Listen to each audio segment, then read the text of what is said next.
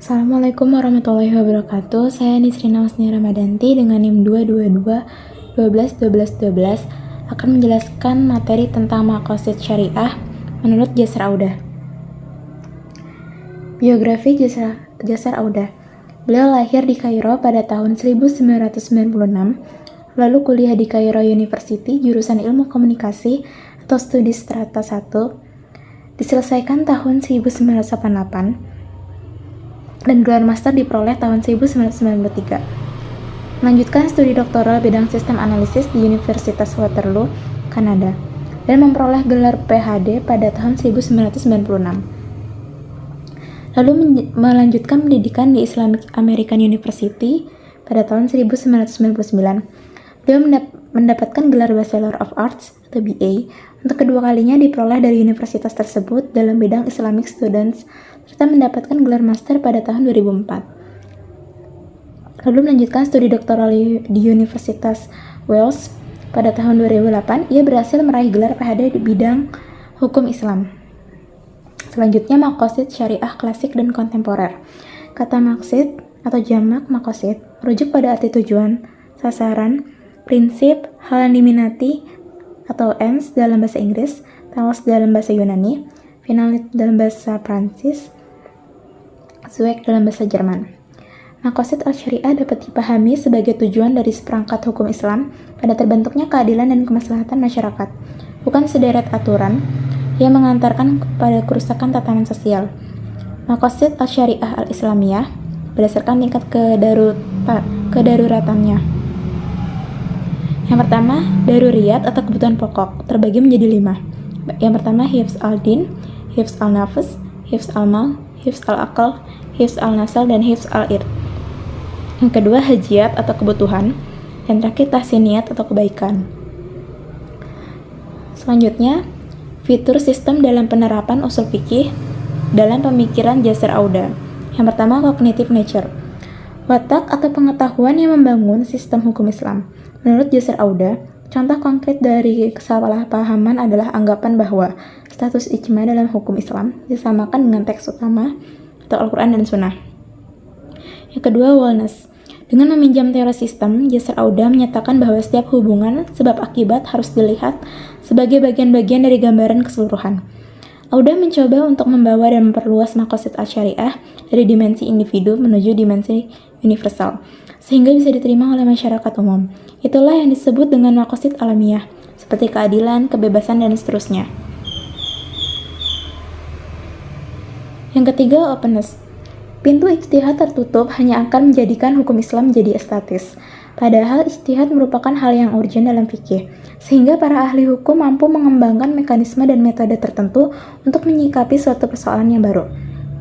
Dilakukan melalui, yang pertama, Jasar Audah menegaskan bahwa fikih seharusnya mengakomodasi urf untuk memenuhi tuntutan maqasid, meskipun kadang urf berbeda dari makna yang ditujukan oleh teks. Yang kedua, dalam hukum Islam, metode qiyas dipakai sebagai bentuk pengembangan dari model syllogistic deduction dalam filsafat Aristoteles. Yang keempat, interrelate, memiliki struktur hierarki. Fitur hierarki saling berkaitan dengan harakiriyah, al-mu'tamadata, badulian, atau interrelate hierarki. Setidaknya memberikan perbaikan pada dua dimensi maqasid syariah. Dilakukan dengan cara, yang pertama, perbaikan jangkauan maqasid. Yang pertama, maqasid kasah atau spesifik maqasid, lalu maqasid juz'iyah, parsial maqasid, dan maqasid al-ammah atau general maqasid. Yang kedua, ketiga kategori maqasid syariah tersebut harus dilihat secara holistik. Dan yang terakhir, perbaikan jangkauan orang yang diliputi maqasid. Penjabarannya, hifz ad-din, perlindungan agama atau hifz al-huriyah al-i'tiqad, perlindungan kebebasan berkeyakinan. Yang kedua, hifz al-nafs, perlindungan jiwa atau hifz al-hukuk al-insan, perlindungan hak manusia.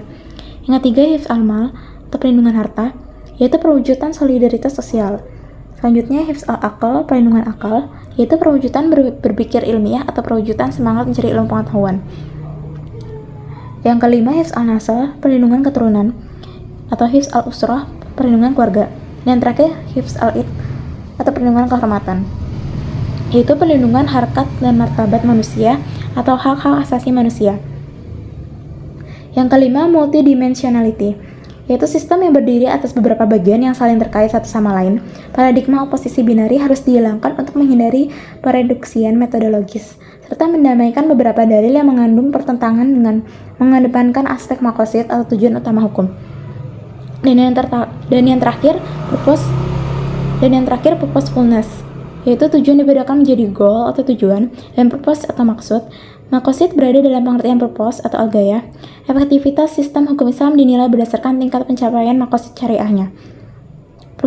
Perwujudan tujuan atau makosid menjadi tolak ukur dari validitas setiap ijtihad, tanpa menghubungkannya dengan kecerendungan ataupun masa tertentu. Tujuan penetapan hukum Islam harus dikembalikan kepada kemaslahatan masyarakat yang terdapat di sekitarnya. Terakhir, kesimpulan. Reformasi pertama yaitu mereformasi makosid syariah dalam perspektif kontemporer, yaitu yang dulunya bernuansa protection atau penjagaan dan preservation atau pelestarian, menuju makosid syariah yang bercita rasa development atau pengembangan dan pemuliaan human rights atau hak-hak asasi.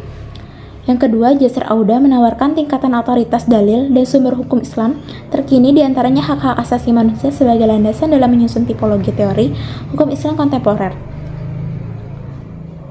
Reformasi ketiga dalam mengusulkan sistem hukum Islam yang berbasis makosis syariah. Inilah kontribusi signifikan yang diberikan oleh Jasr Auda dalam rangka reformasi filsafat hukum Islam melalui fungsi fitur-fitur sistem. Dan reformasi yang terakhir yaitu validitas ijtihad maupun validitas suatu hukum harus ditentukan berdasarkan tingkatan realisasi makosid syariah yang ia lakukan. Proses ijtihad menjadi secara efektif suatu proses merealisasikan makosid dalam hukum Islam. Sekian yang dapat saya sampaikan, kurang lebihnya mohon maaf. Wassalamualaikum warahmatullahi wabarakatuh.